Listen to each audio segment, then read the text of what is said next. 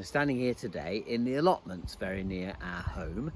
Gardeners faithfully have been out watering and watering because here in the UK we've had such amazing springtime, sunshine, glorious sunshine day after day. And so things are growing here, and they're growing rapidly. All sorts of stuff, fruit and vegetables being grown for people's table in abundance. Jesus, in a discussion with his disciples in John chapter 4, verses 34 and 35, he's just had a really amazing encounter with a woman at a well who he's helped understand her moral bankruptcy, but still how much he loved her and how much she needed to know and understand his love. And then the next passage goes on to talk about the fields being white to harvest, that this is the time. Now grasp it, disciples. This is the time to be involved in harvest time, of reaping. Actually, the fields all around our homes are increasingly seeing the crops growing. No doubt there'll be quite an early harvest later on this summer. Stuff's growing. It'll be edible here. It'll provide for families. And it's going to be quite a bumper crop in some ways in these allotments this year because of the weather we've had and the watering of the gardeners. Jesus is saying to the disciples, stuff's growing all around you. Now's the time. Don't wait for an opportune moment. This is it.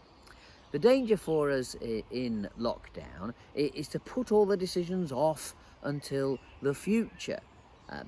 We'll get round to it one day. Once lockdown's over, then we'll be able to get a haircut, then we'll be able to get back to go to the dentist, or then we'll be able to do those jobs we meant to do. We've done stuff around the house for 2 months or more, but the other things that we wanted to do, travel to see family and friends, that holiday maybe, and we put things off. Some things have to be put off. But let's not put off those things we can do. Mission isn't for another day. Mission is for today. Let's think of ways in which we can be God's missionary people even today as we ease out of lockdown around the world. What can we be doing now to support missionaries in other countries? What can we be doing now to look after our neighbours and friends and continue to strengthen those relationships? What can we pray about now that our church, when it re-emerges from this scattered state into a more gathered state in its buildings, how will it be better than it was before, more relational? How can we make sure we don't just go back to doing the same old things that may not have been working? How can we be thinking creatively now about the future? Now's the time, says Jesus. Don't keep waiting. Now's the time to recruit the pastor for your church that you've been needing to have. You've been without one for quite a long time. Now's the time to think about whether, as a church member, you should really be focusing on this role, or maybe you've been doing it for so long and lockdown's been the impetus you need to change the role and to move on. Now's the time for refreshment. So not to let our brains go to sleep until the government tells us we can get out of lockdown, but even now, do it. I'd give that encouragement to government too. End the lockdown, save lives, love one another. Let's get on with it now. We know that every day that passes, we're wasting time in terms of caring for the poorest in our society. Let's get the National Health Service open for business so people with chronic conditions can have their needs met. Tests can be given, surgeries can take place, pain and discomfort can be ended. Let's act now.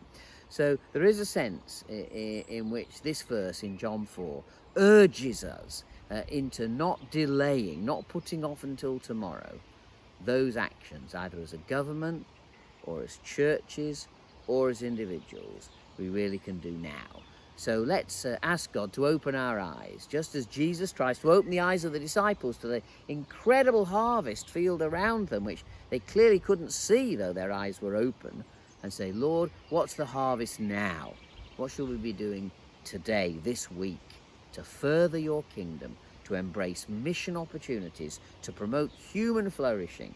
Help us today to see with eyes wide open what opportunities are available for us right now in this minute to further your great work here and around the world.